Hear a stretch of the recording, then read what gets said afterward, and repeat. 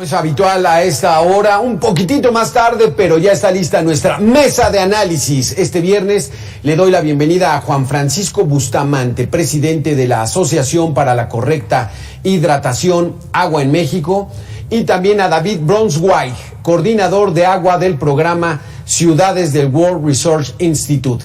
Juan Francisco, David, gracias por estar con nosotros. Muchas gracias, Alberto. Muchísimas gracias por la invitación. No, hombre, pues aquí tenemos un asunto grave. El calentamiento global, pues bueno, ya lo vemos venir, ya sabíamos cómo estábamos, pero parece que no hemos establecido nuevas políticas públicas para tratar de contrarrestar sus efectos. ¿A qué me refiero?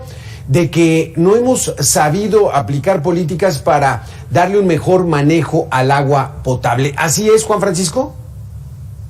Afirmativo, la verdad es que nos hemos quedado atrás teniendo en cuenta el fenómeno meteorológico, para las acciones que se han tomado. Vemos que el presupuesto de las acciones de agua se ha reducido, vemos que el cambio climático se ha ampliado y vemos las consecuencias de la sequía que el año pasado vivimos y este año también estamos viviendo.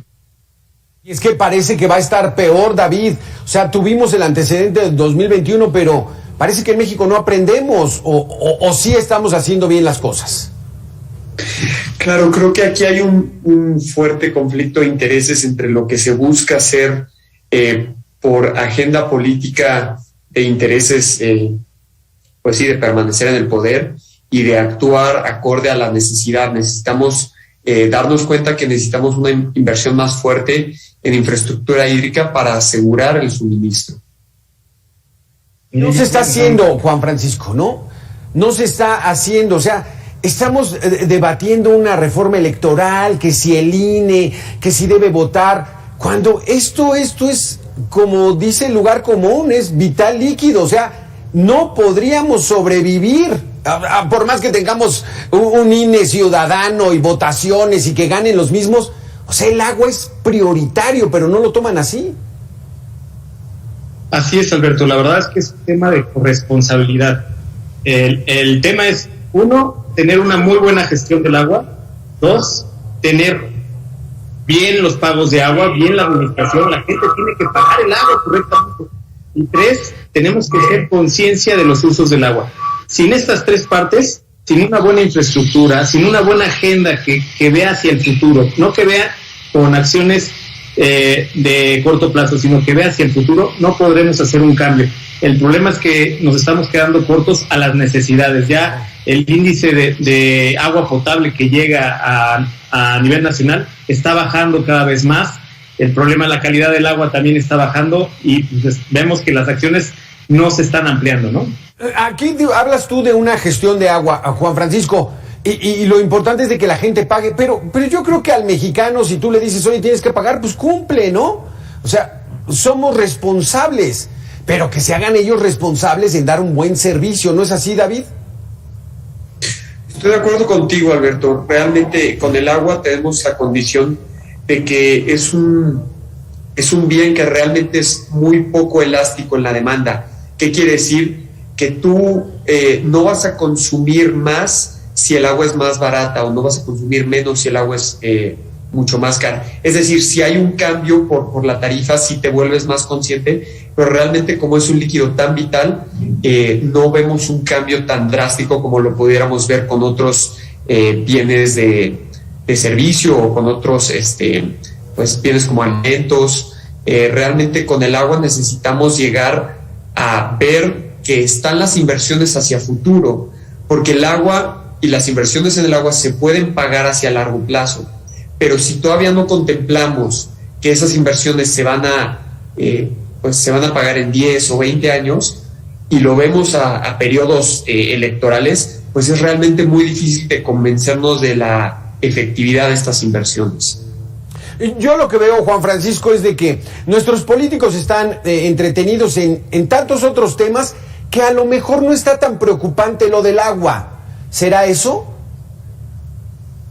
Yo creo que ya están teniendo conciencia todos. Vemos que en el Senado hay un punto de acuerdo donde están regulando la calidad del agua de las rellenadoras, por ejemplo. Hay el estado de emergencia en el estado de Nuevo León, lo que se declara la semana pasada, por el tema de la sequía. Yo creo que ya vemos el problema, pero las acciones que estamos tomando para salvaguardar, para mantener, para revertir el efecto que estamos viviendo, son, la verdad, menores.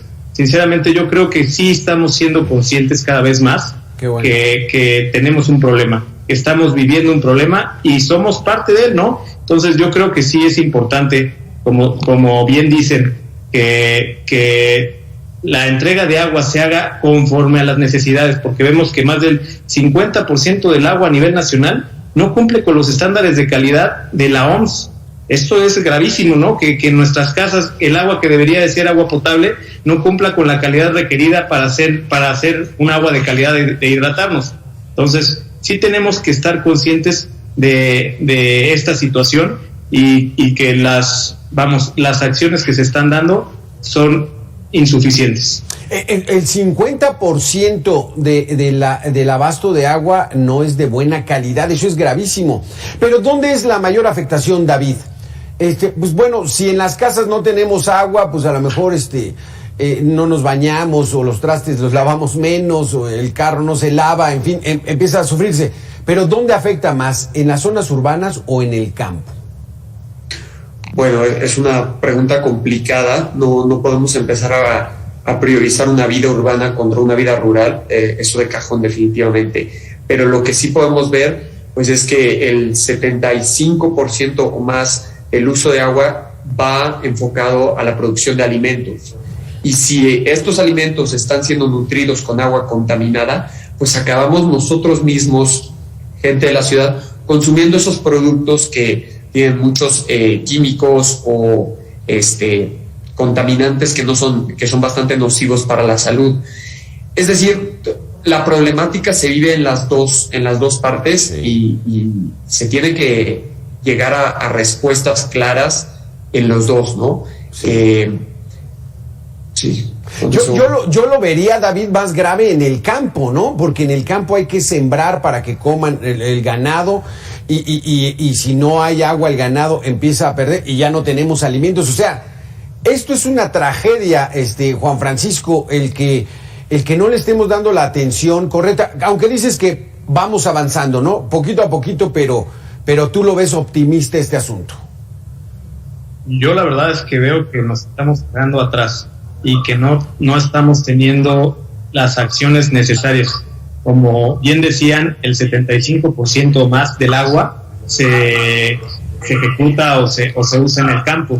Y vemos, por ejemplo, que el estado de California, a raíz de la sequía, ha manifestado que la afectación es de más de $1,000 millones, ¿no? Y viendo que México es uno de los principales productores de alimento de Estados Unidos, pues la verdad vamos a estar en números rojos el próximo año, Alberto. Yo creo que si bien se están tomando acciones, son insuficientes. Yo la verdad es que sí llamaría a los organismos encargados de operar el agua, a la Comisión Nacional del Agua, a que contemplen más recursos para mejorar la infraestructura, para administrar mejor el agua, para mitigar la parte de las sequías que ahorita van a afectar sobre todo al norte del país.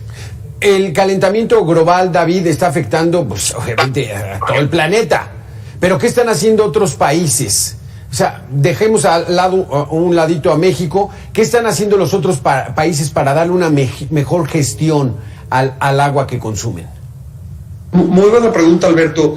En WRI somos muy promotores de lo que son las soluciones basadas en la naturaleza para regenerar el ciclo hídrico y ayudar a la misma naturaleza a suministrarnos con el agua que ya lo hace, ¿no? Estas soluciones basadas en la naturaleza son complicadas de entender, son soluciones nuevas, pero en todo el mundo se están aplicando con bastante éxito.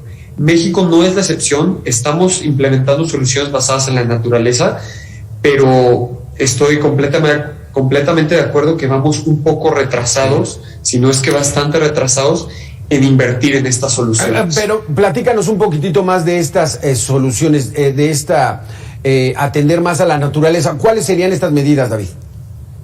Claro, por una parte existe el tema de cuidar los bosques, que eso tiene beneficios en infiltrar el agua hacia los mantos acuíferos o hacia las fuentes visibles, ¿no? Los ríos o los lagos. Entonces, el poder manejar la restauración forestal y también llegar como que a los límites que esto permite, porque a veces la naturaleza crece tanto que tenemos que llegar y decir, bueno, aquí un manejo forestal adecuado sería recortar las hojas de estos árboles, ¿no? Que es un poquito escandaloso porque cada vez que hablas de, pues, si intervenir con la naturaleza, pues habrá gente que esté muy en contra, pero desde el punto de vista hídrico, el mejor manejo se puede alcanzar en un punto medio, ¿no? No quizás dejando a la naturaleza crecer descontroladamente, sino teniendo el manejo adecuado. Y sobre todo, cuidando los bosques que ya tenemos, ¿no? Muchas ocasiones se piensa en reforestar, pero lo más fácil es cuidar los bosques que ya tenemos. La semana pasada creo que se quemaron 4,000 hectáreas por un incendio. Eso toma muchísima inversión en recuperarse, ¿no? Entonces yo haría mucho ese énfasis en cuidar los bosques que ya tenemos. Exactamente. Juan Francisco, porque aquí pareciera que en México nos confiamos porque la naturaleza es pródiga con nuestro país, ¿no?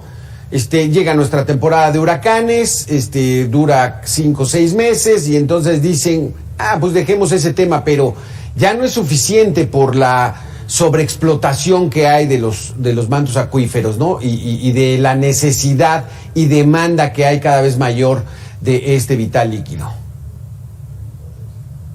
Así es, Alberto. La verdad es que vivimos problemáticas muy singulares en el país. Por ejemplo, en la Ciudad de México vivimos el problema del manejo de las lluvias, ¿no?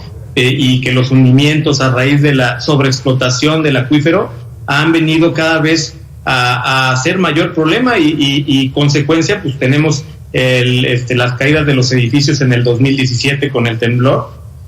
También vemos en el norte que se están perdiendo las cosechas, el ganado. Vemos acciones, por ejemplo, que en Durango están tratando de rematar el ganado bovino a raíz de que no tienen agua para darles. Entonces, sí estamos sufriendo en diferentes niveles.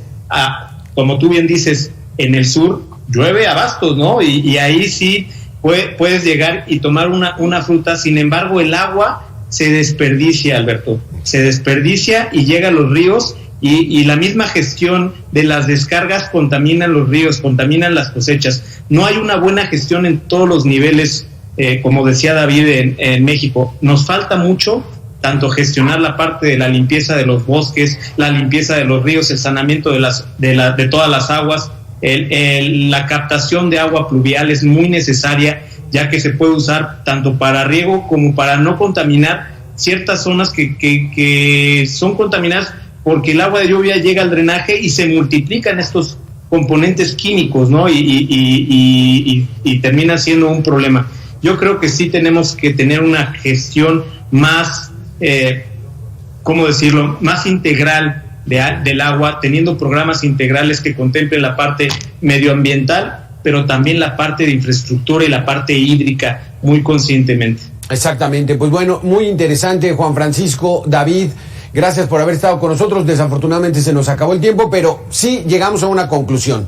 Estamos haciendo muy poco de lo que deberíamos hacer y esto involucra a autoridades y también a la sociedad. Así que tengamos mucha conciencia porque el calentamiento global va en serio y la falta de agua pues sí puede ser un problema verdaderamente de sobrevivencia. Gracias, Juan Francisco. Gracias, David, por haber estado con nosotros. Gracias, Alberto. Gracias, Alberto. Hasta luego.